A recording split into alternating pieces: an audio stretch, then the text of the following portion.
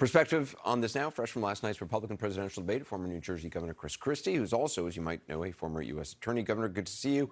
So CNN just reported that a plumber, a maid, a chauffeur, and a woodworker are among Mar-a-Lago staffers and contract workers who federal prosecutors may call to testify against former President Trump and his two co-defendants at the classified documents trial. Does that indicate anything to you about the depth of the prosecution's case? The breadth and the depth of the prosecution's case, Anderson. As you know, I did this for 7 years as the U.S. Attorney in the fifth largest office in the country. We did over 130 political corruption cases without a defeat. What you want to see in a witness list is a broad and deep witness list that can cover every potential contingency, every potential exit ramp that the defendant may have to try to justify his or her conduct that you believe, based upon your evidence, is criminal. And so I think what you're seeing is just how thorough Jack Smith's investigation has been, and that there's no one who has seen or heard anything at Mar-a-Lago regarding these documents who is going to be immune from testifying if they believe they have relevant information. CNN is also reporting that prosecutors may call to testify people who were in the room at the former president's New Jersey golf club when he discussed, allegedly showed, the classified plan to attack Iran. How important would it be for jurors to hear from those witnesses? Very important, because as you know, Donald Trump has said that he was, showing around some news clippings and not anything like that, even though his words were contrary to that. So I think you're going to need something to corroborate the tape. And the best corroboration will be that people were actually at the table and could say exactly what they saw he was flashing around and showing them. So I think it makes sense to do that. And if their evidence is, as the prosecution has alleged, that's going to be a real problem for Donald Trump. There was this much talked about New York Times poll that about from over the weekend shows, as you know, that Trump leading Biden in 5 out of 6 key swing states. The poll also indicates about 6% of voters, potentially determinative margin, would switch their support in those states from Trump to Biden if the former president was convicted, sentenced in a criminal trial. If Trump is found guilty sometime next year before the nominating convention, do you think the party would possibly change horses midstream? Is that even possible? Sure, because the nomination process will not be over at that point, Anderson, and that's why I've been saying I'm in this for the long haul. I am in this to the convention, because circumstances are going to change and change significantly.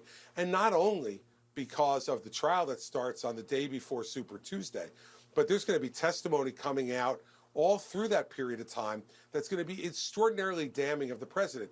My guess is my first witness would be Mark Meadows. Not some rogue Democrat prosecutor, not some product of the two-tiered system of justice that Donald Trump talks about, but a founder of the Freedom Caucus from North Carolina who served as his final chief of staff, has immunity.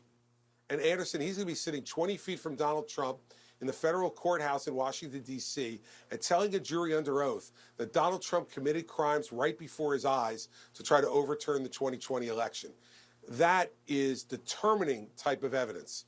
And I believe, and I've said this, the walls are closing in. He will be convicted, and you will see people change their votes and run from him in droves, not only when the conviction happens, but as that evidence begins to develop and people hear it from folks like Mark Meadows under oath.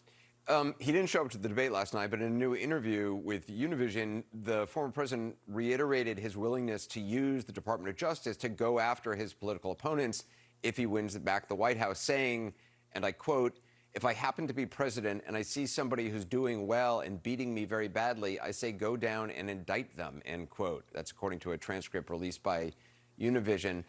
It's unclear to me who he thinks he'd be running against if he wins another presidential term, since he'd obviously be constitutionally barred from being elected a third time. Nevertheless, do you have any doubt that that's what a second term of a Trump administration would be, a retribution? 4 years of retribution? No, he has said, I will be your retribution. And think about how different, for all the folks out there who are undecided about what to do with this election, think about how different Donald Trump is in 2023 than he was in 2016. In 2016 at the convention, he said, I am your voice. Now he's saying, I am your retribution. This is outrageous. And think about it. You had good folks like Bill Barr who were keeping him on the rails and stopping him from doing stuff like this at the Justice Department.